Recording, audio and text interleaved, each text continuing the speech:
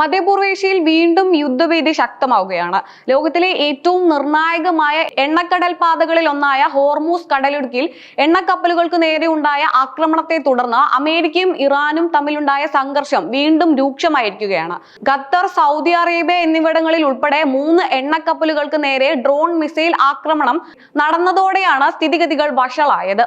ഈ ആക്രമണത്തിന് പിന്നിൽ ഇറാനാണെന്ന് ആരോപിച്ച അമേരിക്ക ഇറാനിലെ വ്യോമ പ്രതിരോധ സംവിധാനങ്ങൾ, റഡാർ കേന്ദ്രങ്ങൾ, മിസൈൽ താവളങ്ങൾ, കമാൻഡ് സെന്ററുകൾ എന്നിവ ഉൾപ്പെടെ 80ലധികം സൈനിക കേന്ദ്രങ്ങൾ ലക്ഷ്യമിട്ട് വ്യോമാക്രമണം നടത്തി.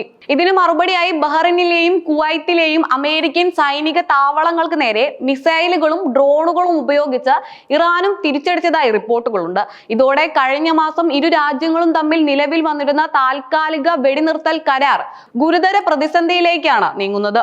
സംഭവങ്ങൾക്ക് പിന്നാലെ അമേരിക്കൻ പ്രസിഡന്റ് വെടിനിർത്തൽ സംബന്ധിച്ച ധാരണ അവസാനിപ്പിച്ചതായി പ്രഖ്യാപിച്ചു. ആവശ്യമെങ്കിൽ ഇറാനെതിരെ കൂടുതൽ ശക്തമായ സൈനിക നടപടി സ്വീകരിക്കുമെന്നും അദ്ദേഹം മുന്നറിയിപ്പ് നൽകി.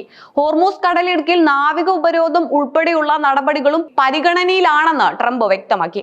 അതേസമയം അമേരിക്കയുടെ നടപടി വെടിനിർത്തൽ കരാറിന്റെ ലംഘനമാണെന്നും അതിന് യോജിച്ച മറുപടി നൽകുമെന്നും ഇറാൻ പ്രസിഡന്റ് പ്രതികരിച്ചു.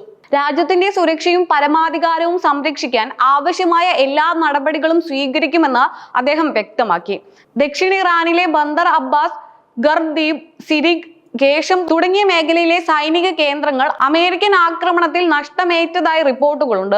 മറുവശത്ത് ബഹ്റൈനിലെ അമേരിക്കൻ 5ാം ഫ്ലീറ്റ് ആസ്ഥാനവും കുവൈറ്റിലെ സൈനിക കേന്ദ്രങ്ങളും ഇറാൻ ലക്ഷ്യമിട്ടതായും വിവരങ്ങൾ പുറത്തു വന്നിട്ടുണ്ട്. ഇതിനിടെ അമേരിക്കയുടെ നടപടിക്ക് പൂർണ്ണ പിന്തുണയുമായി സെക്രട്ടറി ജനറൽ രംഗത്തെത്തി.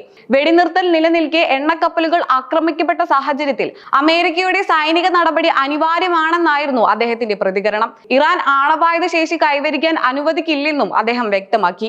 ഈ പുതിയ സംഘർഷം ആഗോള സമ്പദ് വ്യവസ്ഥയെയും നേരിട്ട് ബാധിക്കാൻ തുടങ്ങിയിട്ടുണ്ട്.